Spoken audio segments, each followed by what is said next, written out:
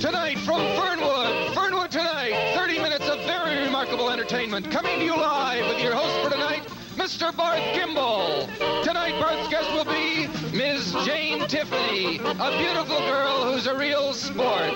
Mr. William W.D. Bud Prize, with a plan to make Fernwood the sex and sin center of Ohio. And Happy Kyne and the Mirth Makers. And me, I'm Jerry Hubbard. And now here's your favorite host and mine, Mr. Barth Gimble.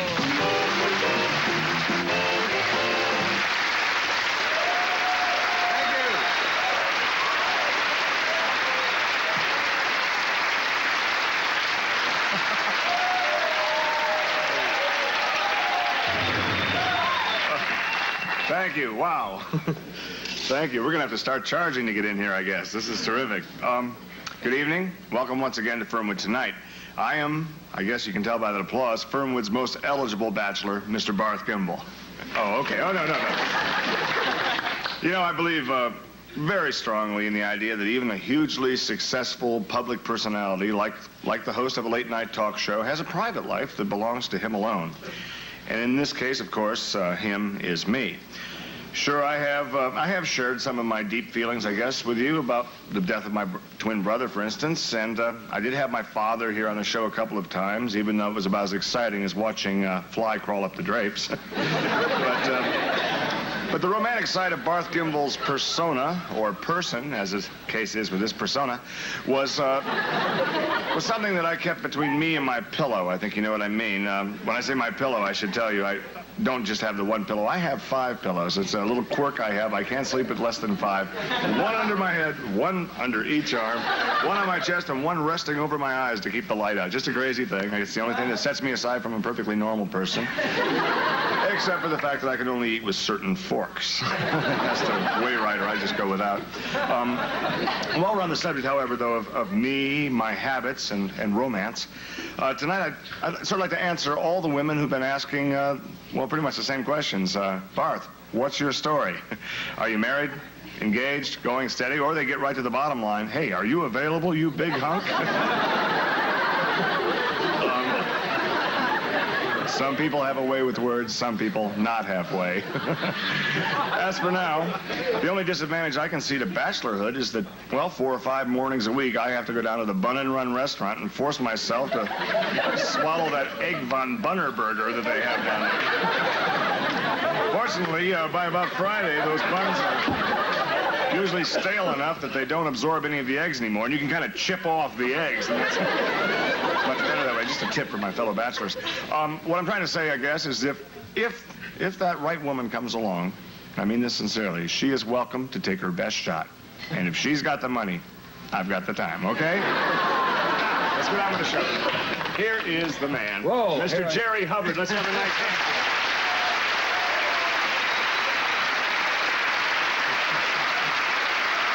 There'd be no show if I didn't say, here's Barth Gimble, would there? Absolutely. Well, Jerry, as they say, I've worked with an awful lot of announcers in my day, and quite honestly, I mean this sincerely, you certainly are one of them. Well, okay. But we have quite a show tonight. All right, now I have to interrupt you here for a minute, Barth. Well, no, you know, you may want to, but you don't have to. I don't have to let you. Oh, yeah. I have a special news announcement for my brother Conrad. Well, I don't think we really care, Jerry. Who just happens to own Channel 6 here. We care. We care a great deal. He has hired a new addition to our Channel 6 Fernwood television family here. It's a young lady, a beautiful young lady, if I may say so, who is going to be our sportscaster here on Channel 6, 6:30 p.m. and 10:30 p.m. or 6 p.m. and 10:30 p.m. News shows every night starting next week. That's great news, Jerry, and I think we'll all look forward to hearing her scores and everything. But right now... Wait a minute, hold on, not so fast. You're at the throttle and you've got it open wide, but I want to bring her out and introduce her to these nice folks. Well, this is, it's supposed to be like an entertainment show, Jerry, and I just don't know that, you know, we're supposed to have interesting guests and people come on telling interesting stories. I don't think we just want to have somebody come out and go, Giants 3, Dodgers 1. You know? Will you cut that out? No, seriously. Let's have a nice Fernwood welcome for Ms. Jane Tiffany. Come on.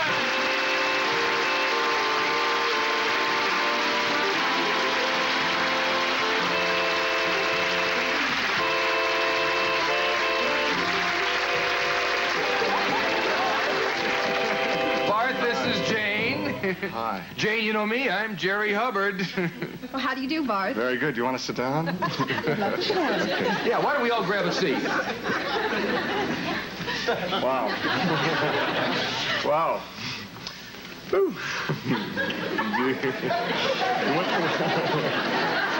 You want one? I'm sorry. No, thank you. Oh, boy. She's into sports. No tobacco for her. Gosh, you're a sport... Oh, you... Gee, I hope I didn't offend you by doing that. I just thought you might... You probably don't smoke. No, I don't smoke. That's quite all right. I'm used to people making awkward passes, Barth. It's just that it usually doesn't happen so quickly. Oh. Well, I just figure I only have half an hour to make a good impression on you, and I just wanted to get started kind of quickly and You're early. going to need every minute of it. Oh, come on now, sweetheart. Can I call you sweetheart? Oh, I just did, so hey, we don't edit, so I don't think we should start out on the wrong foot. Good idea. Then you better take yours out of your mouth and let's start over again. We kid like this a lot when we're out here together. Just a couple of guys, no holds barred. Jerry, usually when we're out here together, you sit over here. You know what I mean? Well, I thought... Got to get back in the pilot seat, Jane. Oh, you sure don't look like Howard Cosell, that's for sure. That's good. Woo. I don't know how to take that. Well, I think he means that it's lucky you don't wear a toupee. That's a hair joke. Incidentally, this is Ms. She likes to be called Ms. Jane Tiffany, but I think she'd like us to know that Ms. stands for Miss. No wedding ring there. That's right. You're Ms., huh? I'm Murr, Barth Gimble. Once again, it's nice.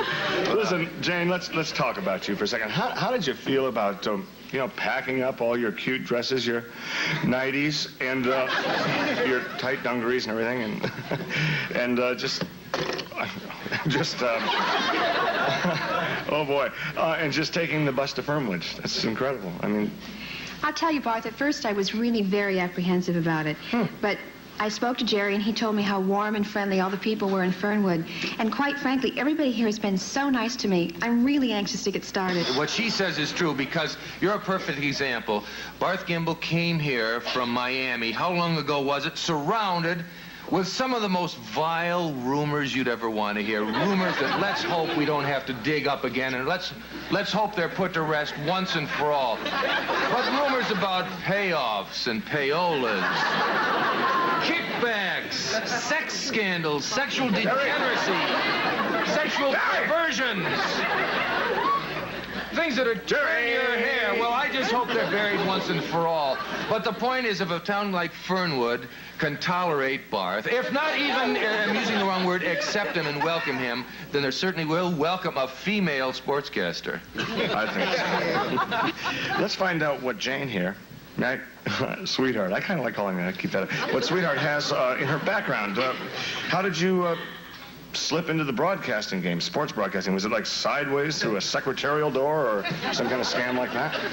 No, actually, Barth, I majored in broadcasting at Boswell College, and then I went on to get my, yes, BC. Then I went on to get my my master's in drama at Atlantic Eastern, and right now I'm working on my, AE. Very good, the whole alphabet. And right now I'm working on my doctoral thesis at Rutledge University. Oh. Are you? Are you? Yeah. No, he's not. I guess with those kind of credentials, you really don't need me to show you where the microphones are or anything like that. But Jane, sweetheart, you can feel free to call on me for any area of help. You know, maybe some of the areas that aren't taught in schools, if you catch my drift. I have a pretty good idea. Yeah. Not as good an idea as I have, I think. Thank you, Barth. That's a wonderfully transparent offer. Isn't she beautiful? She's beautiful. I just can't take my eyes off her. She's the most gorgeous bit of feminine pulchritude in the whole town of Fernwood. She's just beautiful. These are the 1970s, and I don't think Jane here wants to be treated like, some sort of sex object. This is a person. It's a full blast person. Oh, wrong.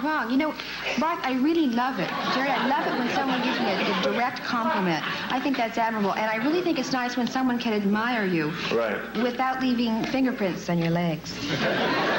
That's what I thought they were, fingerprints. I was just trying to get them off, because that's one of the things I... Oh, Thank boy. you, Jerry. You're welcome. It was my pleasure. You're beautiful. You're gorgeous. Cute. You're even unbelievable. Jane, it all sounds relatively fascinating, although I guess everyone knows this in town here, I'm a pretty busy guy.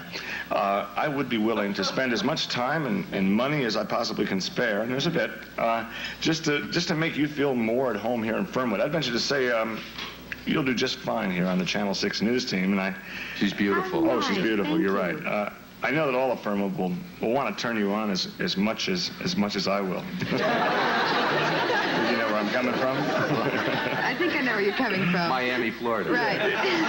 With all those scandals.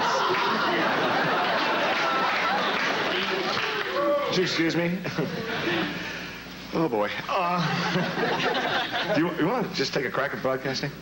Just take a crack at broadcasting? Well, I know a little bit about what you do, like sportscasting, that Okay. thing of saying it's Shirley Babasov from Long Beach, California, that kind of thing. Very good. You got just the accent right on the right syllable, Maybe you might too. want to go into talk shows. Would you like to just turn over there to that camera and just say, we'll be right back after these words? Just try it. I'm sure you can do it. Which camera? That one? We'll be right back after these words.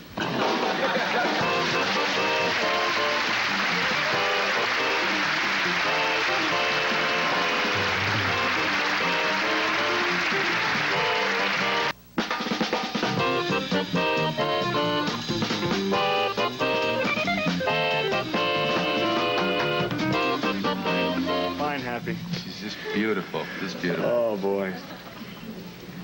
Oh, we're back. My next guest, sort of like second best guest. Oh, thank you. Sweetheart. My next guest is Fernwood's unofficial ambassador at large, from, allegedly, he claims at least, from the Chamber of Commerce. Please welcome the man who's been with us before, Mr. William W.D. Bud Prize.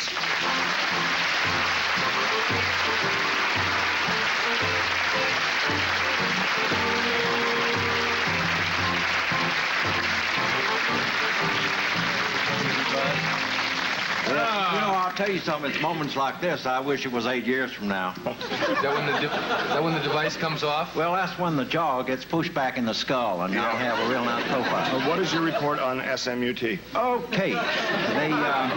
As you know, the city attorney lost the case against the smut parlors and the purveyors of the putrid material. Oh, I'm sorry to hear that. Despite the fact that I'd done everything I could, I collected all kinds of this material. I have stacks of magazines, your sexy smut magazines, particularly the ones with garter belts. Mm-hmm. It's also the one where it's always groups of 10 or more, and they're all these young girls like 18 or something like that. I have a lot of them. Every one of those magazines is worse than the next, and I can vouch for that. Tell the world. You can go through maybe 200 or 300 of them in an hour or so, and you're not going to. I find it's disgraceful they allow them to be put right out on the newsstands. Now, some of them, of course, you do have to dig back there behind some of the older magazines. But you can find them, and children walk by there, and they might see an adult. Just as easy as not. How are you going to get rid of these sex shops once and for all? What we want to do is take all these smut shops, you see, and we get them all, and we move them all out to the outskirts of town, and put every one of them in a great big X-rated shopping mall. I'll be done. That is a very bold, and I would have to also say an incredibly convenient idea. Yeah, so well, to save embarrassment, things so perverts can just do it all in one stop. They can get off the bus and then get off themselves. It's just ridiculous. And get back on the bus and no one's the wiser or hurt. It almost sounds like you're condoning this, so giving it some credibility by putting in a nice shopping mall out there? well, that's absolutely good. That's the idea that I'm driving at a mile a minute. Well, 55 now with a new limit. Be slower, you have to stay in the right-hand lane, because nothing more annoying than Yeah, that. but see, to save yourself embarrassment, we got this great big reams of butcher paper, brown butcher paper, and we're making these big, like, bags to go over the people that visit so that nobody knows anybody is. But you wouldn't see nobody, and they'll be strolling around the X-rated mall in a plain brown wrapper, you know. We actually have a picture here of this X-rated mall. That's it. That was did up by Don Gelker's mother. That's Don Gelker on camera one. Hi, Don. Are you seeing that there? Her mother done up. This is the X-rated shopping mall. It's all did up in. Are we getting glare on this? Uh-huh. Is it glaring? Yeah, is that better? glaring, Don? Is that okay? It's still glaring? about that? How's that? Wait a minute. A little bit. All right, is that better? How's that? Okay, now can you explain a little bit more about this one, W.B. Bud? Ms. Gilker done this all up in a felt tip pen, and some Crayola was utilized. But you can see here that your big objection to your smut parlors is your appearance, because they look like smut parlors, let's face it. Here we have little shops. One of them looks like a little, sort of like a little shoe store, a dentist's office, or a department store, and you go inside and you got your regular smut there. I think what we're saying here is that the entire economy of the city is going to prosper here. What with the people driving back and forth down to the X-rated mall at all hours of the day and the night. That's going to be a little extra, because there's going to be a lot of speeding tickets to and from the mall. Sure. And that is going to have a ricochet effect on your downtown merchants. Absolutely. Have we seen enough of this here? Okay, well, fine. We can put this down, I guess. And, the city could probably put in an extra bus line or two, too, and maybe... Well, I'd like to see that, a bus with a bar.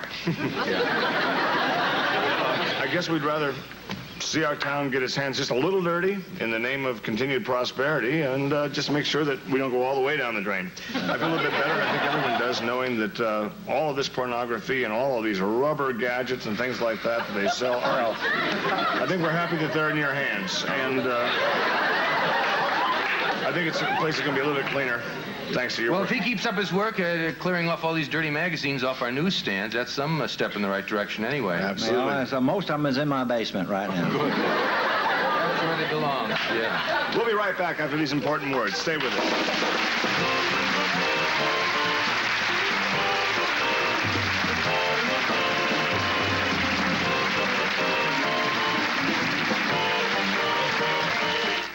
Right now, what I'd like to do is kind of toss it over to Happy Kyne and the Mirth Makers. Happy Kyne, in case you don't know this, is quite a musician. When he's not running his Bun and Run store, it's a franchise, actually. Boy, what a fabulous place that is. Mm-hmm. Well, their motto is, it's not dinner, it's just fun. And I think anyone who's eaten there can attest to that. It certainly is fun, and it certainly isn't dinner. It looks great, too. Food looks good enough to eat. Some of that food is suitable for framing. I think so. Maybe in those lucite blocks or something like that for the coffee table, something like that. We got a hamburger that we're still using as a door jamb, but... Is that right? They hold up. A lot of them disintegrate, and they don't. Will a quarter pound actually hold a whole door? Oh, yeah, one of Happy's will. Oh, yes. It'll hold open one of those bank vault doors. Because they don't decay and disintegrate, and like a lot of real meat products do. I'm sure he appreciates the plug, but we should get back to why we're here. Happy is going to show us a little bit about music from various parts of the world. He's pretty good at all, you name it. Of course, the polka, and that would come from Poland, I guess. And today we're going to go south of the border, and he's going to show us a little bit about some of those Mexican and Latin American instruments. So let's bring out our own Happy Kyne. How about it?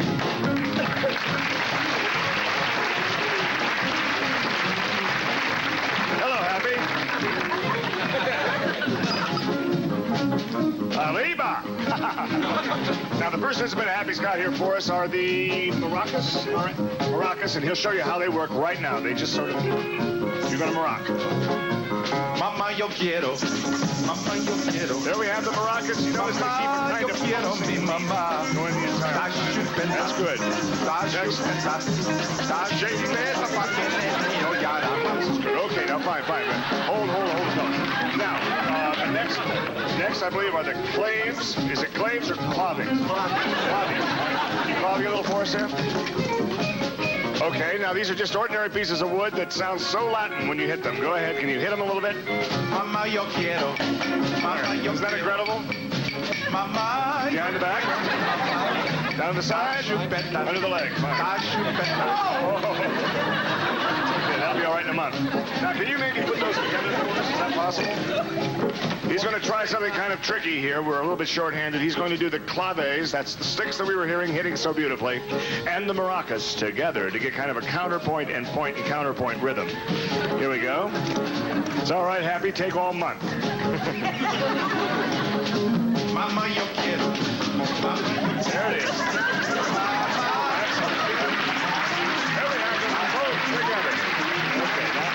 Happy, I'm worried you're going to hurt yourself. That's not all, folks. We also now have the scratcher, which is that wonderful kind of... There it is. Good. Hey, Tiffany, that's right up your alley there. Sports. Okay, now we're going to hear all three of these together. I said we're going to hear all three of these together now. Okay. The ruckus, the claves, claves, and the scratcher. And the gore. That's great. The Happy Kyne. Now, wait a minute. Whoa, wait. Take a little breather here. Jerry, you might want to help us with this. None of this is complete, of course, without that drum. Put on these, like New Year's is down at Happy, when Happy... Oh, okay. You need a hand here? The most important sound of all, of course, is the conga drum, just as Ricky Ricardo made it famous and so many other people who play it so beautifully. Happy will now do that all together. Band, let's do it. Mama, you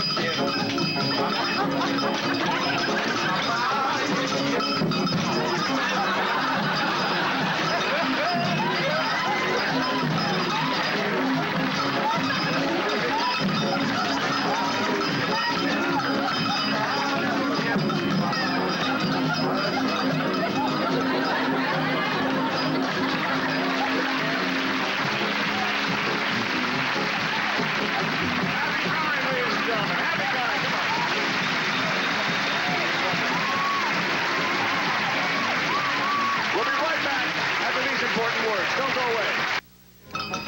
We just have time really to say goodnight. I'd like to thank my wonderful guest, William. Special thanks to Tiffany for being here. She'll be back again. Beautiful, isn't she?